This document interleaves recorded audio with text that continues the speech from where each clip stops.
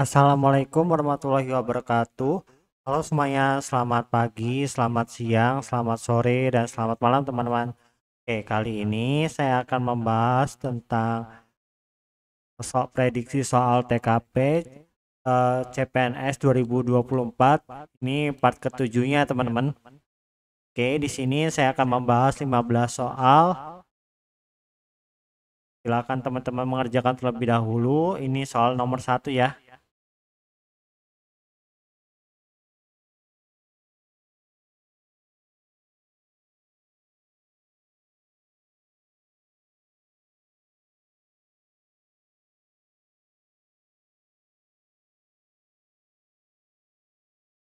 Oke, di sini ketika rapat penting perusahaan saat itu Anda menjadi pemimpin rapat nih. Jika rapat itu gagal, maka perusahaan akan mengalami kerugian besar karena menyangkut kerjasama perusahaan dengan mitra dan saat itu Anda mendapatkan kabar dari CS perusahaan bahwa istri atau suami Anda mengalami kecelakaan dan koma nih sikap Anda. Ini yang poinnya paling besar itu adalah C ya teman-teman. Tapi kita bahas satu persatu dari yang poinnya terkecil. Ini E ya, menunda rapat sampai besok. Menunda rapat sampai besok dapat memberikan waktu untuk mengurus situasi pribadi. Tetapi ini mungkin tidak praktis atau memungkinkan, terutama jika rapat tersebut sangat penting dan tidak bisa ditunda lebih lama. Ini juga dapat menyebabkan ketidaknyamanan atau kerugian yang lebih besar bagi perusahaan jika masalah tidak dapat segera ditangani ya. Jadi ini satu. Kalau yang A ini adalah dua ya teman-teman. Poinnya menghentikan rapat karena nyawa istri atau suami lebih penting. Keputusan ini dapat menimbulkan kerugian besar juga nih bagi perusahaan jika rapat tersebut gagal ya. Meskipun nyawa orang tercinta adalah prioritas utama. Penting untuk mempertimbangkan dampak besar pada perusahaan jika Anda meninggalkan rapat tanpa solusi alternatif ya. Kan menghentikan rapat dan pergi aja ya. Oke, yang opsi D ini 3 ya teman-teman. Tetap melanjutkan rapat dan segera ke rumah sakit setelah selesai rapat. Meskipun melanjutkan rapat mungkin memastikan perusahaan tidak mengalami kerugian besar, menunggu sampai rapat selesai untuk mengunjungi rumah sakit dapat menambah stres dan khawatir ya. Ini juga mungkin tidak ideal nih jika keadaan darurat memerlukan perhatian segera. Namun, ini menunjukkan dedikasi terhadap tanggung jawab pekerjaan. Tetapi poinnya 3 ya teman-teman. Untuk yang B, ini poinnya adalah 4. Menunjuk bawahan untuk menggantikan Anda sebagai pemimpin rapat. Ini adalah langkah yang tepat jika Anda yakin bahwa bawahan tersebut mampu menangani rapat dengan baik. Ini memungkinkan Anda untuk menghadapi situasi pribadi yang mendesak sementara memastikan bahwa rapat berjalan lancar dan perusahaan tetap aman dari kerugian. Ini menunjukkan tanggung jawab terhadap pekerjaan dan situasi pribadi. Sementara yang C, ini yang poinnya terbaik adalah mengirim utusan ke rumah sakit untuk melihat kondisi pasien. Ini adalah langkah yang paling baik karena memungkinkan Anda untuk tetap fokus pada rapat sementara memastikan kondisi istri atau suami Anda dipantau dengan baik. Ini solusi yang seimbang ya, win-win solution antara tanggung jawab profesional dan pribadi dan komitmen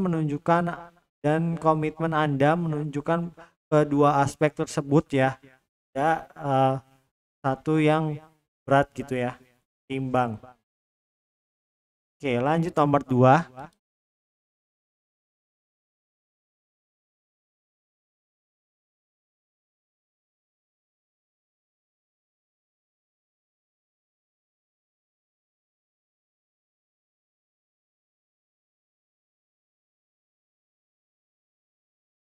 Oke, di sini Wisnu adalah staf gudang di suatu toko retail nih. Dia dikenal sebagai pegawai yang jujur, peduli, dan ramah dengan setiap rekan kerja nih. Suatu hari, keluarga dari rekannya yang bernama Adi meninggal akibat kecelakaan sehingga rekannya meminta Wisnu untuk mengganti posisinya sebagai kasir. Maka Wisnu, ini poin yang paling kecil adalah poin D ya teman-teman. Dapat 1. Ini menerima dan menikmati waktu bekerja sebagai pengalaman dan ilmu baru. Menerima tugas hanya untuk mendapat pengalaman dan ilmu baru tanpa mempertimbangkan kesiapan dan tanggung jawab yang terkait bisa beresiko ya. Ini mungkin menunjukkan ketidakpastian atau kurangnya pemahaman tentang implikasi dari menjalankan tugas baru yang tidak sesuai dengan keahlian. Oke, sementara poin 2 ini adalah opsi A, menerima karena kasihan dan tidak tega menolak ya, mengingat kondisi yang dialami rekannya. Ini mungkin tidak mempertimbangkan kemampuan dan kesiapan Wisnu untuk menjalankan tugas tersebut ya. Ini bisa menimbulkan masalah jika Wisnu tidak memiliki keterampilan atau pengalaman yang diperlukan untuk posisi kasir. Oke, ya, yang poin 3 adalah opsi E, merasa kasihan dan saya akan mempertimbangkan hal tersebut. Merasa kasihan dan mempertimbangkan tawaran tersebut menunjukkan empati tetapi kurangnya ketegasan ya. Sikap ini mungkin membuat keputusan akhir tergantung pada pertimbangan pribadi tanpa tindakan yang jelas atau solusi konkret. Ini dapat menyebabkan kebingungan atau ketidakpastian dalam situasi yang memerlukan keputusan yang tegas ya. Oke, untuk opsi B ini adalah poinnya 4. Menolak karena Wisnu belum berpengalaman dan memintanya kepada rekan lain yang sudah berpengalaman. Menolak tugas karena kurangnya pengalaman dan merekomendasikan rekan lain yang lebih berpengalaman adalah keputusan yang bijak nih untuk menjaga kualitas kerja ya. Ini menunjukkan kesadaran akan keterampilan pribadi dan tanggung jawab terhadap pekerjaan serta keinginan untuk memastikan bahwa tugas itu harus dilakukan dengan baik ya dan benar. Untuk yang C ini poinnya paling tinggi ya, yaitu 5. Menolak dan memintanya membicarakan hal tersebut kepada atasan. Ini adalah menunjukkan bahwa Wisnu memiliki pemahaman yang baik tentang batasan tanggung jawab dan pentingnya menyelaraskan permintaan dengan kebijakan atau protokol perusahaan. Ini juga membantu memastikan bahwa tugas tersebut didelegasikan dengan benar ya pada seseorang yang mungkin lebih sesuai untuk tugas tersebut dan tentunya memiliki keterampilan dan pengalaman ya. Oke, lanjut nomor 3.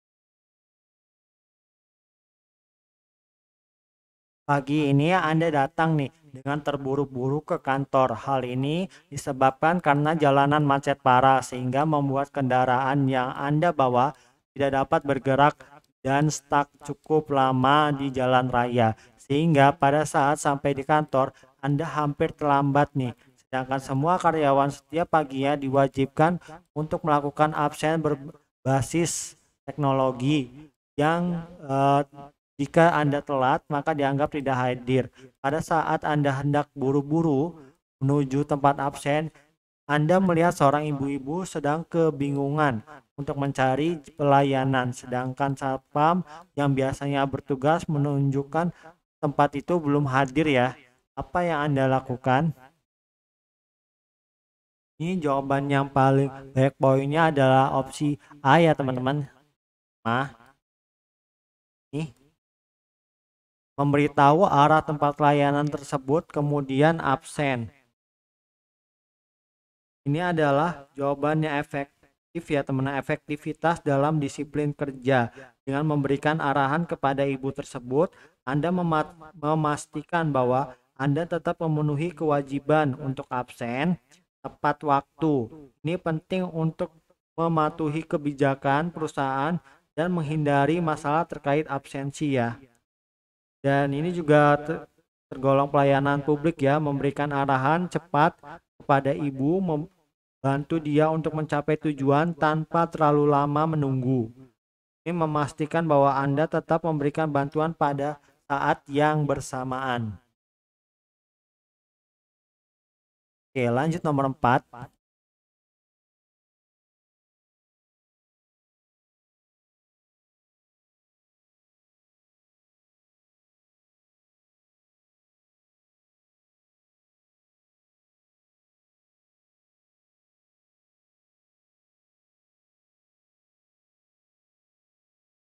Oke, di sini setelah beberapa tahun nih ya, saya merasa nyaman terhadap nyaman bertugas di divisi saya.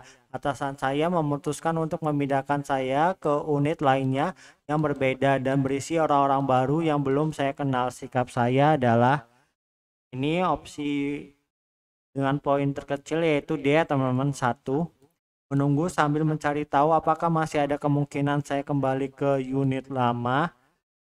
Ini adalah menunggu untuk mengetahui kemungkinan kembali ke unit lama menunjukkan kurangnya inisiatif untuk menghadapi situasi baru secara aktif. Ini bisa menghambat proses adaptasi, mengurangi motivasi untuk sukses di unit baru. Kalau yang poinnya 2 itu adalah opsi C ya teman-teman. Apabila unit kerja baru tersebut tidak sesuai dengan keinginan saya, maka saya akan meminta usulan agar dipindahkan ke unit kerja yang lama. Ini adalah menunjukkan ketidakmauan untuk beradaptasi ya. Ini bisa dianggap sebagai sikap kurang fleksibel dan kurang mendukung upaya untuk menyesuaikan diri dengan perubahan yang ada. Kalau yang poinnya 3 adalah opsi B, memahami mekanisme kerja unit melalui buku standar operasional kerja. Ini adalah langkah yang bijaksana dan memastikan bahwa Anda memahami aturan dan prosedur yang berlaku. Namun, ini mungkin tidak memberikan gambaran lengkap tentang dinamika sosial dan budaya kerja di unit baru. Untuk opsi A, ini adalah poin yang 4. Mempelajari proses pekerjaan yang dilakukan oleh rekan kerja yang lain. Ini adalah hal yang baik ya. Namun ini hanya sebagian dari apa yang perlu dilakukan untuk beradaptasi secara keseluruhan. Proses ini mungkin tidak melibatkan pemahaman menyeluruh tentang dinamika unit baru dan interaksi dengan atasan. Hingga E adalah poin yang bernilai 5, yaitu proaktif mempelajari, memahami mekanisme kerja unit yang baru, melalui atasan yang baru, rekan kerja yang lainnya.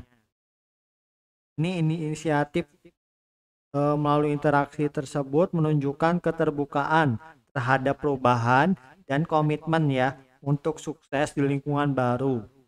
Ini membantu Anda beradaptasi lebih cepat dan membangun hubungan kerja yang baik. Oke, lanjut nomor 5.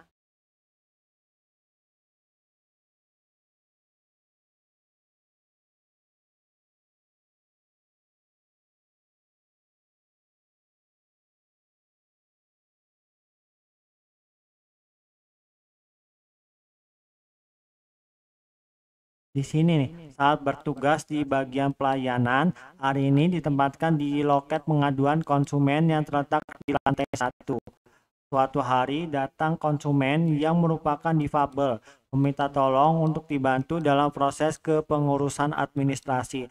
Namun letak loket kepengurusan tersebut berada di lantai 2. Sikap hari ini yang poinnya sedikit adalah opsi C ya teman-teman. Mengarahkan konsumen ke loket yang seharusnya, yaitu loket administrasi yang berada di lantai 2. Semua itu sudah sesuai dengan aturan yang diberlakukan. Mengarahkan konsumen ke loket yang benar adalah langkah yang sesuai dengan aturan, namun tidak memungkinkan kesulitan yang mungkin dihadapi oleh konsumen difabel ya.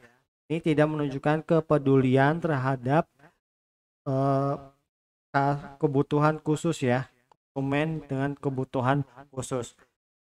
Yang poinnya 2 adalah D ya teman-teman, memberi saran ke konsumen bahwa sebaiknya dia membawa rekan atau saudara yang bisa membantu keperluannya karena perlu diingat bahwa dia difabel. Memberi saran kepada konsumen tersebut dianggap tidak empatik ya. Ini mengalihkan tanggung jawab dan tidak langsung membantu konsumen difabel. Kalau yang A itu adalah poinnya 3 ya, mengarahkan konsumen ke loket lainnya dengan melihat bahwa penjaga loket yang merupakan rekan air ini waktunya lebih luang. Meskipun ini menunjukkan upaya yang memindahkan konsumen ke loket yang mungkin lebih cepat dilayani, ini tidak sepenuhnya memperhitungkan kebutuhan spesifik konsumen difabel dan mungkin tidak memecahkan masalah jika loket lain tidak dapat memberikan bantuan langsung. Yang E ini adalah poinnya 4 ya, mengarahkan konsumen ke satpam karena satpam lebih mudah dimintai bantuan. Satpam mungkin bisa membantu mengarahkan konsumen atau memberikan bantuan praktis. Namun ini tidak sepenuhnya menyelesaikan masalah jika satpam tidak memiliki tanggung jawab langsung dalam pengurusan administrasi ya. Sehingga poin yang 5 itu adalah B ya, mencari rekan pengganti untuk loket yang ia jaga, kemudian membantu konsumen untuk kepengurusan administrasi menuju lantai 2. Ini adalah sikap yang paling proaktif dan empatik. Dengan menggantikan rekan di loketnya dan langsung membantu konsumen difabel, hari ini memastikan bahwa konsumen mendapatkan bantuan yang dibutuhkan tanpa harus menghadapi kesulitan tambahan. Ini menunjukkan perhatian dan kepedulian yang tinggi terhadap kebutuhan khusus konsumen. Oke, lanjut nomor 6.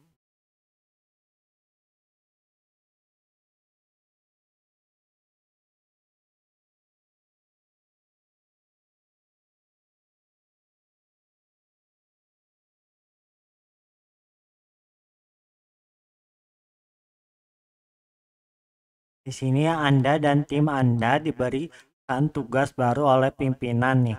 Tugas tersebut merupakan tugas yang lumayan baru dan belum pernah Anda kerjakan sebelumnya. Begitupun dengan rekan tim yang lain. Mereka merasa kebingungan dan mereka semua juga belum memahami maksud dan cara mengerjakan tugas baru tersebut. Sikap Anda ini opsi jawaban yang memiliki nilai paling tinggi adalah D ya teman-teman. Saya mempelajari tugas tersebut lalu membagi pengetahuan saya kepada anggota tim yang lain. Ini adalah mengambil inisiatif ya untuk mempelajari tugas sendiri dan kemudian membagikan pengetahuan kepada anggota tim dalam pendekatan proaktif. Ini menunjukkan kepemimpinan dan tanggung jawab pribadi serta membantu memastikan bahwa semua anggota tim memiliki pemahaman yang lebih baik dan seragam tentang tugas tersebut.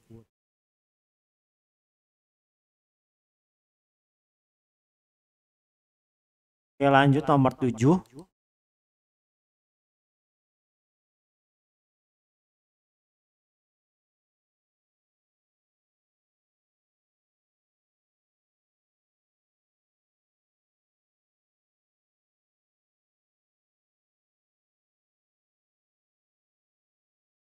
Oke, A yang merupakan asisten kepala meminta Anda untuk menandatangani suatu dokumen. Saat ditanya tentang apa, A tidak banyak bicara dan meminta Anda untuk cepat-cepat menandatanganinya. Anda curiga dan meminta A menjelaskan. Akhirnya ia tak sengaja mengatakan bahwa Itu ada dokumen persetujuan tambahan anggaran yang tidak ada pada agenda. Apa yang akan Anda lakukan? Ini poin yang paling kecil adalah di A ya, menandatangani asal A yang bertanggung jawab penuh jika terjadi masalah. Ini adalah menandatangani dokumen tanpa pemahaman yang jelas dan tanpa adanya jaminan resmi adalah tindakan yang sangat beresiko dan bisa terlibat dalam masalah etika dan hukum. Berikan tanggung jawab penuh kepada A tidak mengatasi masalah ya, dan tetap membuat Anda terlibat dalam tindakan yang meragukan. Yang poin 2 itu adalah B ya teman-teman. Tanya siapa yang memberikan perintah dan apa alasan dibalik itu. Balik hal ini. Bertanya mengenai perintah dan alasan adalah langkah awal yang baik untuk memahami situasi. Namun, hanya bertanya tanpa mengambil tindakan tegas tidak menyelesaikan masalah ya, yang melibatkan persetujuan anggaran yang tidak sah. Anda harus melakukan langkah lebih lanjut, harus ada actionnya ya, untuk mengatasi masalah ini. Lalu, poin yang memiliki nilai 3 adalah meminta A untuk sadar bahwa ini perbuatan yang salah. Menyuruh A untuk menyadari kesalahannya adalah tindakan yang baik untuk menekankan etika ya, tetapi ini tidak cukup mengatasi situasi yang serius seperti persetujuan anggaran yang tidak sah. Anda harus melibatkan otoritas dan mengambil tindakan tegas untuk mencegah keterlibatan dalam tindakan yang salah. Untuk D, ini poinnya adalah 4 ya. Mengancam akan melaporkan A karena melibatkan saya dalam hal ini. Ini bisa menunjukkan ketidakpastian dan lebih fokus pada perlindungan diri daripada penyelesaian masalah ya. Meskipun tindakan ini bisa menjadi motivasi bagi A untuk berhenti. Ini kurang menunjukkan tindakan proaktif dan integritas yang jelas. Hingga C itu yang poinnya 5 ya. Tegas dan menolak, mengatakan akan melaporkan A jika tetap memaksa. Ini adalah tindakan yang tepat dan menunjukkan integritas. Ini menegaskan bahwa Anda tidak akan terlibat dalam tindakan yang mencurigakan dan siap untuk melaporkan ketidakberesan. Oke, lanjut nomor 8.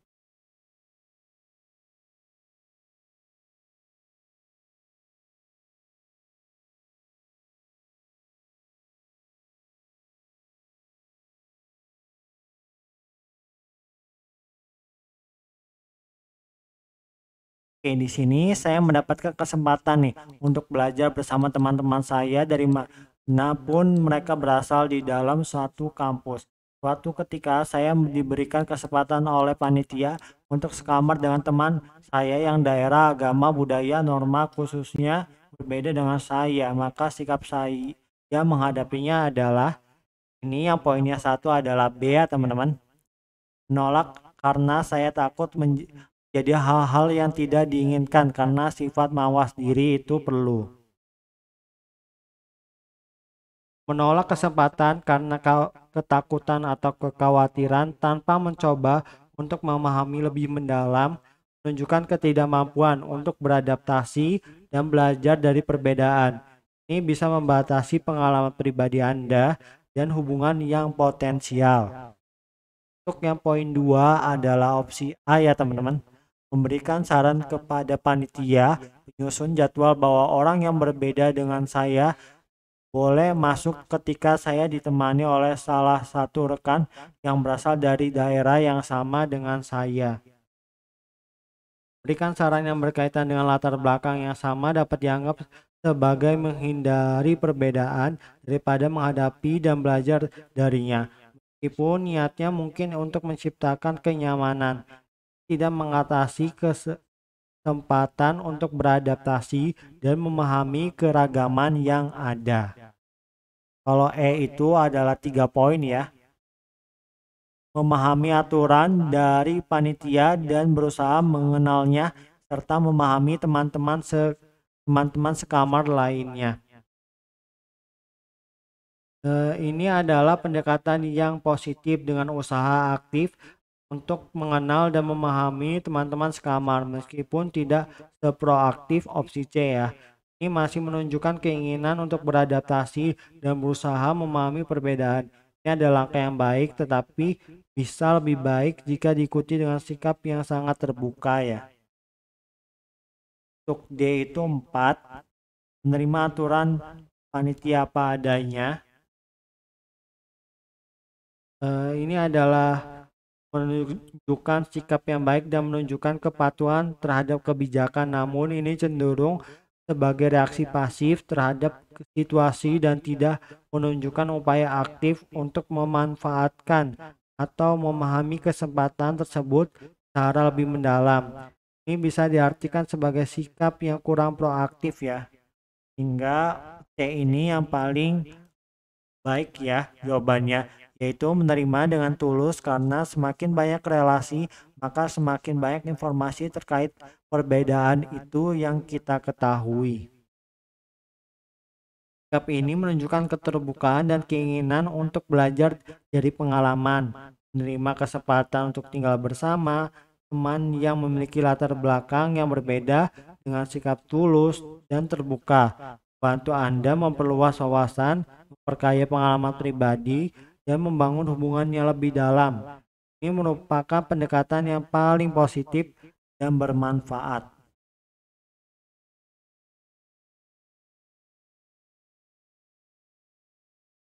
Oke, lanjut nomor 9.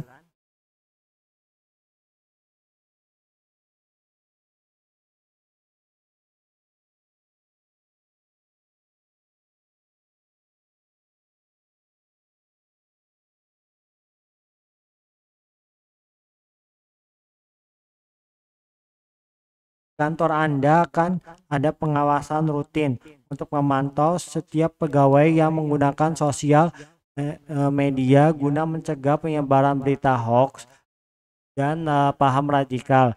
Menanggapi hal ini, Anda akan, ini poin yang paling kecil adalah ya teman-teman, satu, membuat akun sosial media lain supaya tidak terkena pengawasan karena terlalu khawatir walau tidak melakukan aktivitas terlarang. Ya, dapat menciptakan masalah dan etika ya, karena bisa dianggap sebagai upaya untuk menghindari kebijakan kantor. Ini tidak menyelesaikan masalah dasar dan bisa menambah ketidakpastian. Lalu poin yang kedua itu adalah di opsi B, menolak pengawasan karena merasa sosial media adalah ruang berekspresi. Ini adalah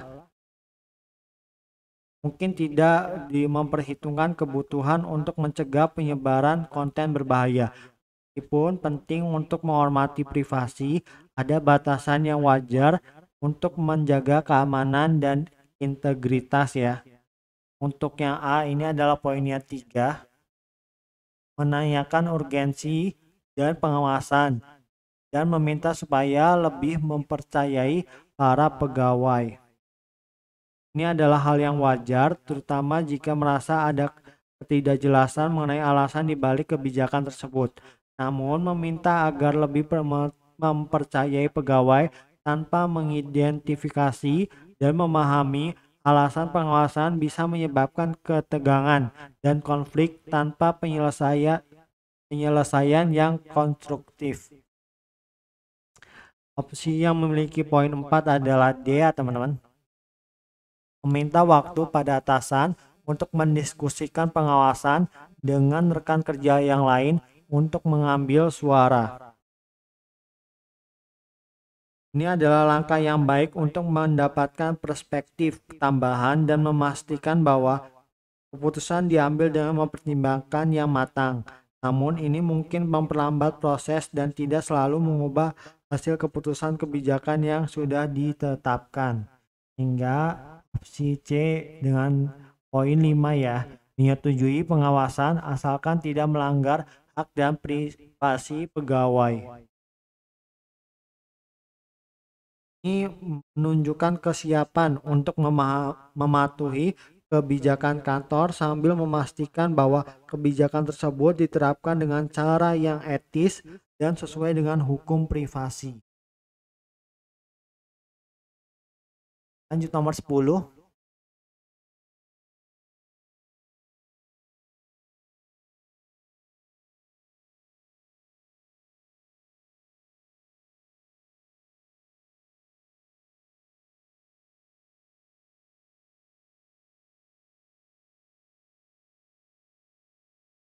Ini seorang kenalan em, lama menawari Anda untuk bergabung dengan organisasi masyarakat yang berpusat di daerah A. Saat mengobrol dengan Anda, ia sudah menunjukkan sikap yang anti kritik nih dan selalu membicarakan pemerintah atas kegagalan masyarakat. Bagaimanakah sikap Anda? Ini yang poinnya 1 adalah E ya teman-teman. Memberikan kebebasan baginya untuk mengatakan apapun atas dasar freedom of speech. Ini tidak berarti Anda harus menerima pandangan atau ide yang disampaikan tanpa mempertimbangkan dampaknya terhadap Anda. Mengabaikan potensi dampak negatif dari pandangan organisasi bisa beresiko bagi keputusan Anda. Ini yang opsinya nilainya 2 adalah A. Mencari tahu lebih dalam soal organisasinya dengan terus berdiskusi agar tahu nih cara pandang dan nilai-nilai yang mereka anut.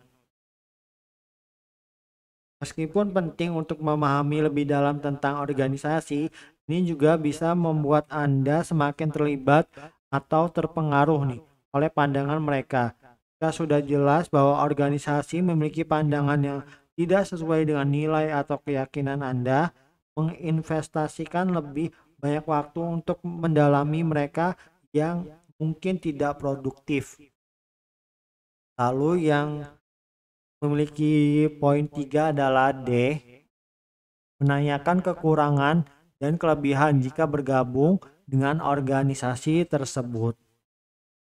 Menanyakan hal tersebut bisa memberikan perspektif lebih lanjut.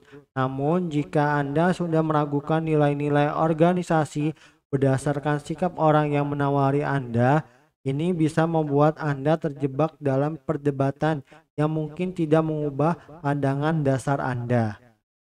Untuk poin 4, itu ada di opsi C, meminta waktu untuk berpikir sebelum memutuskan agar saya lebih yakin. Ini adalah langkah yang bijaksana ya, untuk menghindari keputusan yang terburu-buru. Namun ini juga bisa menjadi alibi untuk menghindar dan mungkin Anda akan terpengaruh atau dihadapi dengan tekanan lebih lanjut setelah itu ya. Oke, jadi sehingga B ini yang poinnya 5, memberikan alasan mengapa saya belum tertarik dan ingin fokus di kehidupan masyarakat biasa. Ini adalah pendekatan yang jelas dan tegas ya. Dengan memberikan alasan yang sesuai, Anda menunjukkan pendirian yang kuat dan menjelaskan keputusan Anda tanpa ambiguitas. Ini membantu Anda menghindari tekanan untuk bergabung dengan organisasi yang mungkin tidak sejalan dengan nilai-nilai Anda. Oke, lanjut nomor 11.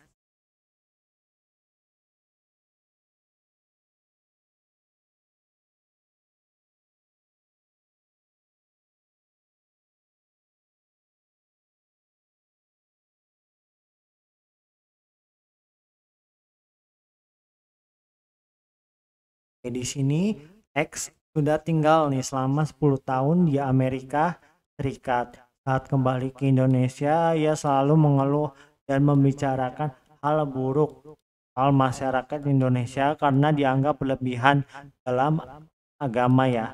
Tidak seperti masyarakat Amerika yang hidup bebas dan tidak mencampuri kehidupan dengan nilai-nilai yang mengikat. Bagaimana sikap Anda sebagai teman X? Ini yang poinnya Satu itu adalah opsi A ya teman-teman.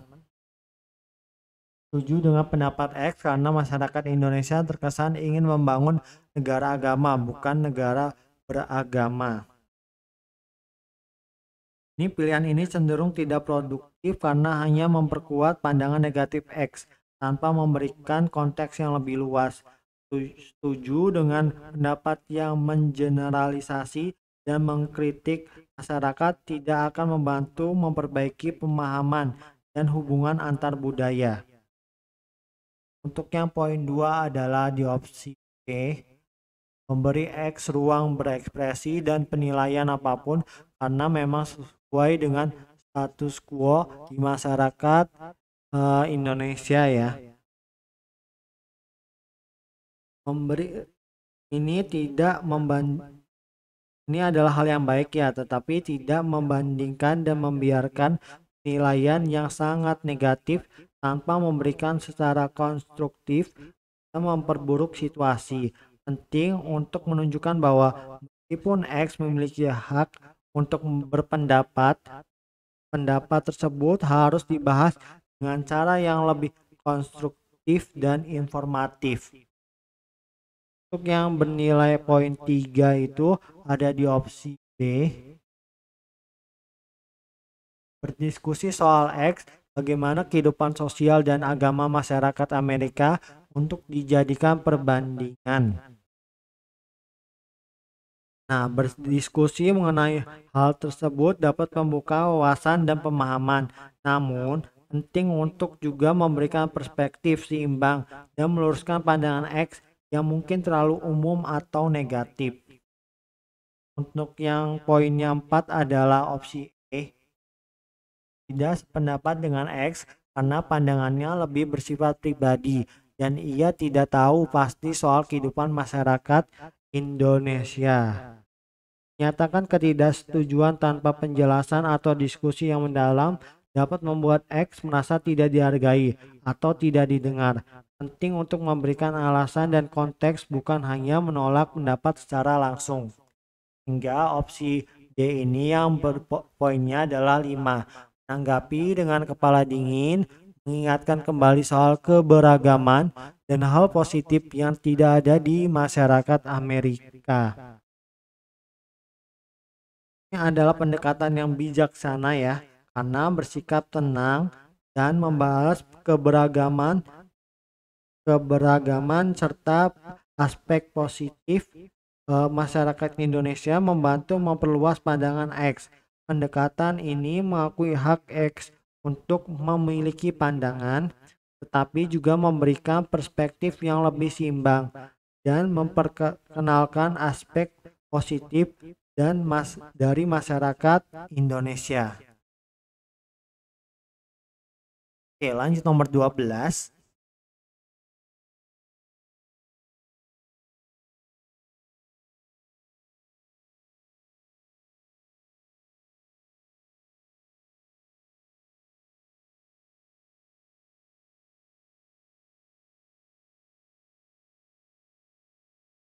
Masyarakat sangat puas dengan pelayanan Dinas Perhubungan berkaitan dengan dioperasikannya kereta cepat Jakarta-Bandung selama beberapa bulan terakhir. Walau sebelumnya ada pro kontra, tetapi peningkatan jumlah penumpang dan umpan balik yang diberikan cukup signifikan. Sebagai penanggung jawab pelayanan kereta cepat, apa yang akan Anda lakukan agar masyarakat selalu puas dengan pelayanan? Ini yang poinnya 1 adalah opsi D ya teman-teman. Selalu menampilkan citra layanan yang baik dan menutup kemungkinan adanya keluhan atau kritik masyarakat terhadap pelayanan kereta cepat. Menutup keluhan atau kritik hanya fokus pada citra layanan yang baik ini tidak efektif ya untuk memberikan untuk perbaikan jangka panjang. Kritik dan keluhan adalah alat penting untuk memahami kekurangan dan memperbaiki pelayanan. Menghindari kritik dapat menyebabkan masalah yang jauh lebih besar di kemudian hari. Untuk poin yang dua itu adalah C ya teman-teman. Tetap menjaga kualitas pelayanan yang ada dan percaya bahwa kenyamanan antusiasme masyarakat akan selalu sama. Ini adalah pendekatan yang kurang responsif terhadap perubahan dan umpan balik. Terlalu percaya diri tanpa mempertimbangkan umpan balik dan perubahan dalam kebutuhan masyarakat dapat menyebabkan penurunan kualitas pelayanan dan kepuasan penumpang seiring waktu. Untuk yang poinnya 3 adalah B, membuka peluang bagi masyarakat untuk menyampaikan keluhan dan apresiasi terhadap pelayanan kereta cepat untuk bisa dijadikan bahan evaluasi. Ini adalah langkah yang baik ya, tetapi tanpa evaluasi dan survei berkala, ini mungkin tidak memberikan gambaran lengkap mengenai kepuasan dan masalah yang ada. Umpan balik langsung penting, tetapi harus diintegrasikan dengan metode evaluasi yang lebih sistematis. Untuk A, ini adalah poinnya 4. Selalu memberikan evaluasi dan survei secara berkala serta meningkatkan pelayanan dan kenyamanan penumpang kereta cepat. Ini adalah langkah yang proaktif, berorientasi pada perbaikan berkelanjutan. Melakukan evaluasi dan survei secara berkala membantu untuk memahami kebutuhan dan harapan penumpang, serta memberikan kesempatan untuk memperbaiki dan meningkatkan pelayanan sesuai umpan balik yang diterima. Tetapi opsi yang memiliki poin 5 adalah E ya, menjaga meningkatkan kualitas pelayanan sesuai SOP dan kebutuhan masyarakat serta selalu siap dengan evaluasi dan survei kepuasan.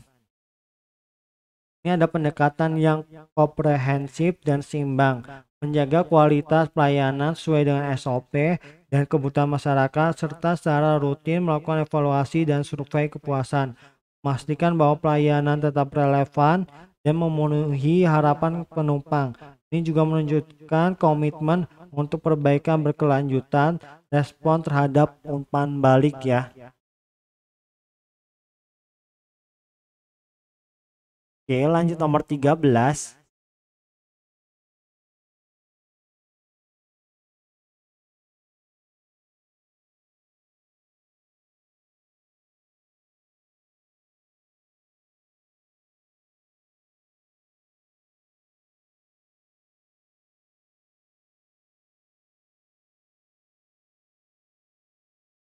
Oke, di sini nomor 13 ada perubahan baru nih di perusahaan yang mengharuskan semua pegawainya mengerjakan laporan dan tugas lainnya secara digital dan sistematis. Namun rekan senior merasa kesulitan nih mengerjakan laporan yang menggunakan sistem daring perusahaan. Bagaimana sikap Anda sebagai sesama pegawai? Ini yang poinnya 1 adalah opsi A, menjelaskan bahwa penggunaan sistem daring perusahaan bersifat wajib untuk laporan dan tugas lainnya. Ini kurang membantu ya, opsi ini kurang membantu secara praktis. Jelaskan kewajiban tanpa memberikan bantuan konkret, tidak menyelesaikan masalah yang dihadapi oleh senior, dan mungkin menambah frustasi mereka. Opsi yang poinnya 2 adalah E, membuka sesi pelatihan berbayar saat hari libur dan sekaligus prakteknya hingga mahir. Meskipun sesi pelatihan bisa sangat bermanfaat, menawarkan pelatihan berbayar terutama saat hari libur mungkin tidak adil bagi rekan yang tidak mampu membayar. Ini juga bisa membatasi akses pelatihan kepada mereka yang membutuhkan. Lalu opsi C ini poinnya adalah 3, membantu rekan senior dalam mengerjakan laporan yang sulit di sistem daring. Ini adalah tampak sebagai tindakan yang baik, tetapi ini tidak menyelesaikan masalah mendasar, yaitu ketidakpahaman mereka terhadap sistem. Ini juga bisa membuat rekan senior tergantung pada bantuan Anda ya. Yang mempunyai nilai 4 adalah D, mengajarkan sekaligus membuka kesempatan bagi rekan senior agar tugasnya bisa saya kerjakan di sistem. Ini ada pendekatan yang baik karena mencakup elemen pembelajaran dan penerapan langsung. Namun jika Anda juga mengerjakan tugas untuk mereka, ini mungkin tidak membantu mereka menjadi mandiri dan dapat menciptakan ketergantungan ya. Dan opsi yang paling baik adalah B, yaitu memberi penjelasan apa yang mereka ingin ketahui dan mengajarkan penggunaan sistem serta praktek. Ini adalah pendekatan yang paling efektif, memberikan penjelasan yang dibutuhkan dan mengerjakan cara menggunakan sistem serta praktiknya, memungkinkan rekan senior memahami dan menguasai sistem baru. Ini mendukung mereka untuk beradaptasi secara mandiri dan menjadi lebih mandiri dalam menggunakan sistem di masa yang akan datang ya. Oke, lanjut nomor 14.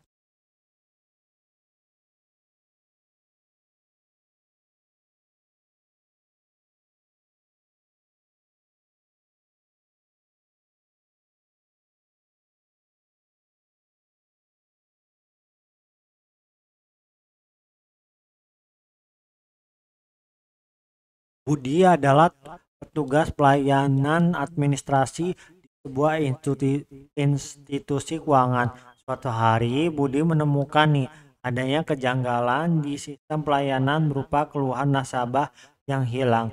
Adanya informasi yang sudah diedit dan disebarkan di website institusi tanpa tembusan pimpinan yang bisa saja dilakukan oknum petugas layanan.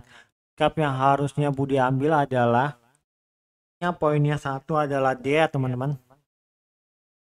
Harusnya Budi cepat tanggap menindak terduga oknum petugas dengan memberikan sanksi sesuai ketentuan yang berlaku. Menindak oknum secara langsung bukanlah tanggung jawab Budi nih. Sebagai petugas pelayanan administrasi, tindakan seperti ini seharusnya menjadi wewenang pihak berwenang yang lebih tinggi atau departemen yang relevan seperti HR, HRD ya, atau bagian disiplin.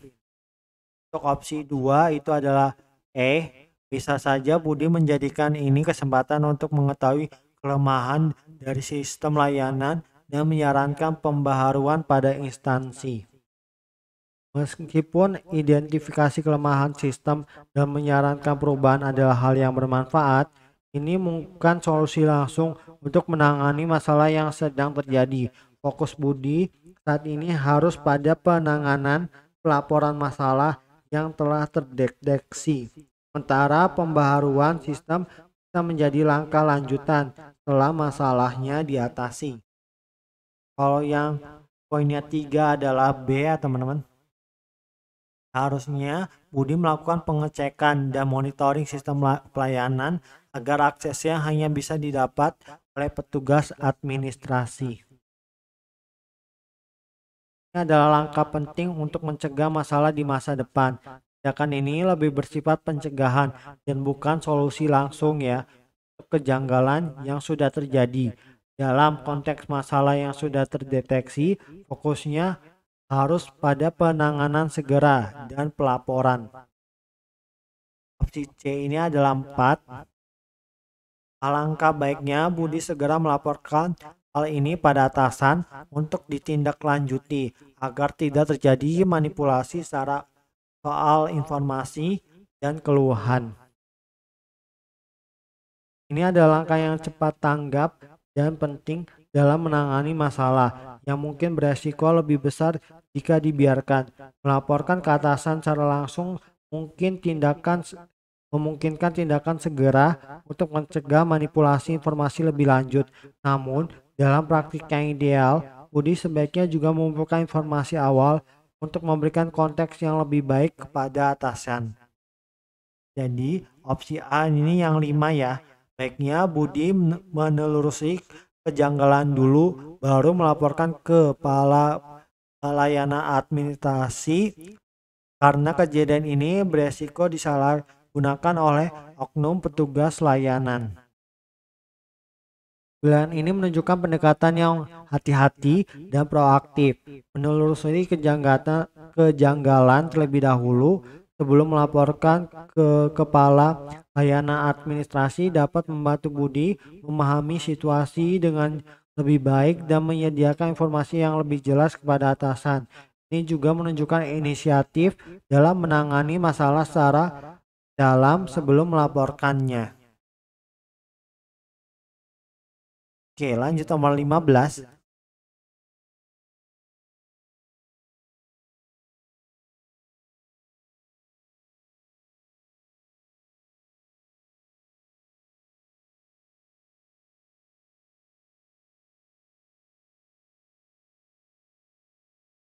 Ini Dina bekerja nih sebagai konsultan pajak yang harus bertanggung jawab melaporkan pekerjaannya pada atasan. Tugas Dina juga dibuat sedemikian rupa supaya ia bisa menjaga integritas dan prosedur kerja yang telah ditetapkan. Salah satu tindakan terbaik yang bisa Dina lakukan untuk pekerjaannya adalah opsi yang memiliki jawaban terkecil adalah B ya teman-teman. Aktif berpartisipasi dalam diskusi dengan sesama rekan konsultan agar bisa berbagi perspektif soal masalah dan klien. Ini lebih terkait dengan kolaborasi antar rekan kerja daripada pelaporan pekerjaan kepada atasan. Lalu A itu adalah 2. Lalu melaporkan masalah sekecil apapun pada atasan sebagai bentuk loyalitas dan tanggung jawab. Meskipun menunjukkan tanggung jawab, tidak semua masalah kecil perlu dilaporkan, dan ini bisa menunjukkan kurangnya kompetensi. Lalu yang E adalah 3 ya. Lalu mengkonsultasi secara rutin masalah pekerjaan dan klien agar atasan bisa memberi solusi tepat. Ini tidak seharusnya membebani atasan ya dengan semua masalah itu. Opsi C ini adalah 4. Usaha yang terbaik menjadi kepercayaan atasan dengan selalu mematuhi instruksi atasan apapun itu. Mematuhi instruksi atasan memang penting nih, tapi harus dengan pertimbangan etika dan profesional. Nah, yang paling bagus itu adalah D, bertanggung jawab sesuai kapasitas amanat yang diberikan pada Dina demi memegang teguh prinsip dan aturan. Ini adalah pilihan yang terbaik karena Dina bertanggung jawab sesuai kapasitas dan mematuhi prinsip serta aturan yang ada di kerjaannya ya. Oke, sekian dulu video kali ini. Mohon maaf jika ada kekurangan, semoga bermanfaat ya teman-teman. Tunggu saja part-part selanjutnya. Oke, terima kasih.